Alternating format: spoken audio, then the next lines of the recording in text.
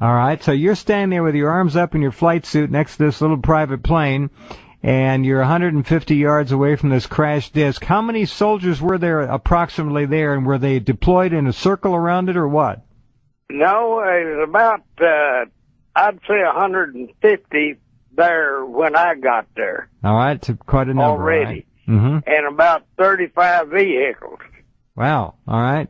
Could you see and the the vehicles on both sides? All right. Could you see the craft itself? Yeah. I went in there and I was talking to this Spanish lieutenant. Anyway, I talked to him, and we walked down through there, and he said, "I never seen anything like it before." And I said, "No, I haven't either." But I said, "This site's a little different than some I've looked at.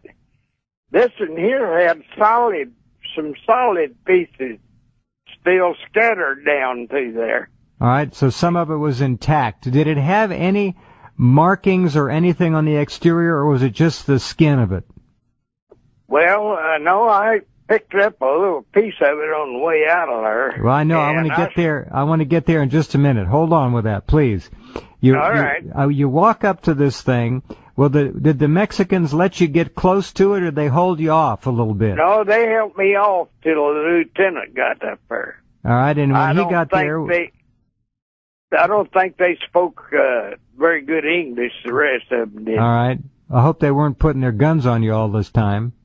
Well, they had them pointed that direction. I get it. I get the picture. All right, so the lieutenant gets there. You walk up to the craft itself. How close did you get to it, Colonel? I walked right up and kicked a piece of it. Wow. All right. How big was it in diameter? About? Well, where it hit, there was a lot of small pieces, like 2 foot by 8 inches, maybe 2 foot by 28 inches. Just different pieces off of it, you know. Okay. Then it got on up to where it stopped. It looked to me like that it was a piece of 10-inch pipe that was real shiny. And I don't know if that was part of the fuel consumption part of it or what it was. But he didn't know either. The Mexican didn't. Could you see inside what was left of the intact craft? No. Wasn't nothing like that in there. Was there any evidence of any life, dead or alive, around that object? They were on up front, according to them. They said don't look like people, but said we can't let you go up there. The general's already said no, nobody look at that. So they didn't even let the boys that was guarding it look at it. Oh, really? Yeah. Okay, so the front of the craft that impacted the ground ripped a hole open inside, and apparently people could see in there, and there were dead ETs, or they weren't humans. There were dead bodies in there of some kind. Right. And you couldn't get around there to see in there either. Well, I kind of snuck around a little bit. You're a sneaky fella, aren't you? All right, now you snuck around there a little bit, Colonel. What did you see? Well, it didn't look like human beings to me. How many of them were there? I believe there were 3, and the lieutenant said there were 4. All right. But I never did see the other one. Were the bodies mangled, or were they relatively intact, and what were they dressed in?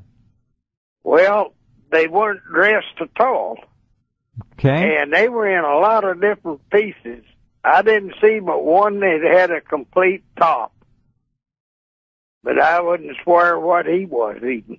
All right. What did the head look like? Anything like we've seen in the common research literature, the big eyes, the smooth skin, or the little mouth? Did you see anything? Yeah, there's some of them that looked like that. They just, I don't know how you'd explain it, but they just, their heads and arms and stuff, their arms are little bitty. They looked like broomsticks. Wow, okay. But they That's had... how big. Broomsticks. Go ahead. All right, no, I got you. They had no uniform on. They were just basically skin, if that's what their outer covering is. Yeah. No, any evidence of blood? I didn't see any. Okay, but they were... Man, all... I just got the glance in there, because he wouldn't let me go look in it. I just happened to be walking by it and looking in there, and he said, "Oh, you can't do that. You got to come over here." You're a smart man. I'm glad you did. The colonel actually got a look, listeners. I'm sure you're right on this, of the occupants of that craft, all dead on impact, apparently. And we'll come right back. Colonel, stand by if you would, please. Get yourself a drink of water. You're doing wonderfully here describing an extraordinary event. We'll come right back with Colonel Robert Willingham in just a couple of minutes.